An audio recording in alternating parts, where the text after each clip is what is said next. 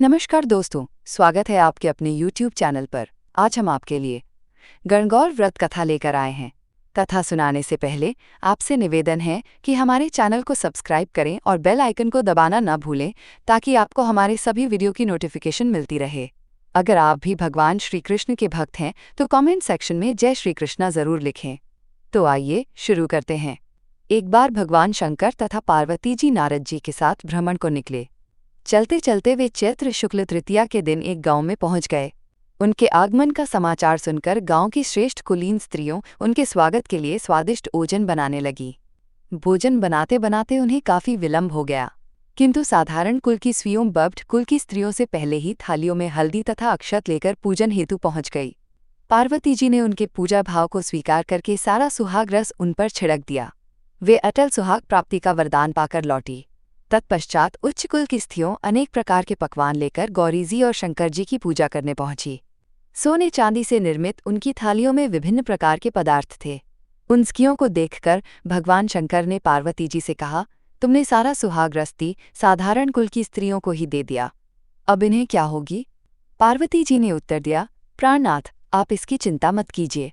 उन स्त्रियों को मैंने केवल ऊपरी पदार्थों से बना रस दिया है, इसलिए उनका रस धोती से रहेगा, परंतु मैं इन उच्च कुल की स्त्रियों को अपनी उंगली चीरकर अपने रक्त का सुहाग रस दूंगी।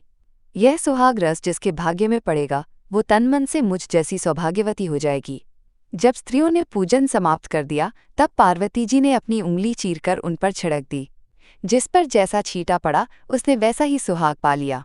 तत्पश्चात भगवान शिव की आज्ञा से पार्वती जी ने नदी तट पर स्नान किया और बालू की शिव मूर्ति बनाकर पूजन करने लगी। पूजन के बाद बालू के पकवान बनाकर शिवजी को भोग लगाया। प्रदक्षिणा करके नदी तट की मिट्टी से माथे पर तिलक लगाकर दी कारण बालू का भोग लगाया। इतना सब करते करते पार्वती को काफी समय लग गया। कारी देर बाद जब वे लौटकर आई तो महादेव जी ने उनसे देर से आने का कारण पूछा। उत्तर में पार्वती जी ने झूठ ही कह दिया कि वहां मेरे आई आवाज आदि मायके वाले मिल गए थे, उन्हीं से बातें करने में देर हो गई।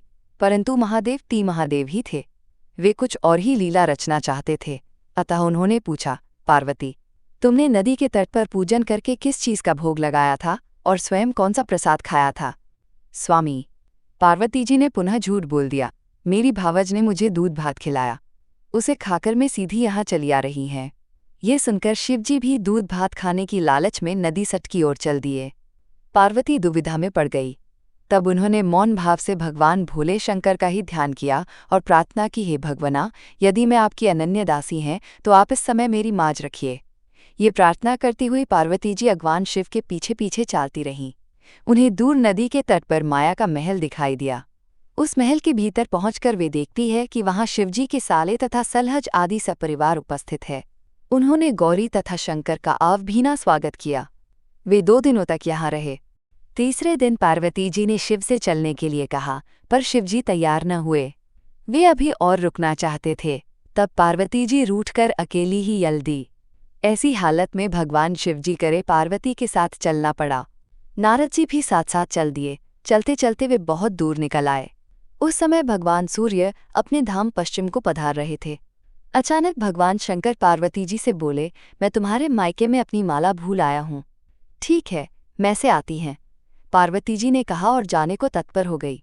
पातु भगवान ने उन्हें जाने की आज्ञा न दी और इस कार्य के लिए ब्रह्मपुर नारद जी को भेज दिया। परंतु वहां पहुंचने पर नारद जी को कोई महल नजर न आया। वहां तो दूर तक जंगल ही जंगल था जिसमें हिंसक पशु विचर रहे थे। नारद जी वहां भटकने लगे और सोचने लगे कि वहीं वे किसी गलत स्थान पर तो नहीं आ गए। मगर सहसा ही बिजली चमकी और नारद जी को शिवजी की माला एक पेड़ पर टेंगी हुई दिखाई दी। नारद जी ने माला उतार ली और शिवजी के पास पहुंचकर वहां का हाल बताया। शिवजी ने हंसकर कहा, नारदा, ये सब पार्वती की ही शीला है। इस पर पार्वती बोली, मैं किस योग्य हूँ? सब नारद जी ने सिर झुकाकर कहा, माता, आप पतिव्रताओं में सर्वश्रेष्ठ है। आप सौभाग्यवती समाज में आदि शक्ति है। यह सब आपके पतिव्रत कर ही प्रभाव है। संसार की स्त्रियों आपके नाम स्मरण मात्र से ही अटल सौभाग्य प्राप्त कर सकती है और समस्त सिद्धियों को बना तथा मिटा सकती है। तब आपके लिए ये कर्म कौन सी बड़ी बात है? महामाय, गोपनीय पूजन अधिक शक्तिशाली तथा सार्थक होता है। आपकी भावना तथा चमत्कारपूर्ण शक्ति को देखकर मुझे बहुत प्रसन्नता हुई है। मैं आशीर्वाद रूप में कहता हूँ कि जो स्कियों इसी तरह गुप्त रूप से पति का पूजन करके मंगल कामना करेगी, उन्हें महादेव जी की कृपा से दीधियु वाले पति का संसर्ग मिलेगा। यदि आपको कथा पसंद आया हो तो ज़्यादा से ज़्यादा शेयर करें और ऐस बड़ी ई तरह आगे भी कथाएं सुनने के लिए हमारे चैनल को सब्सक्राइब करना न भूलें। धन्यवाद।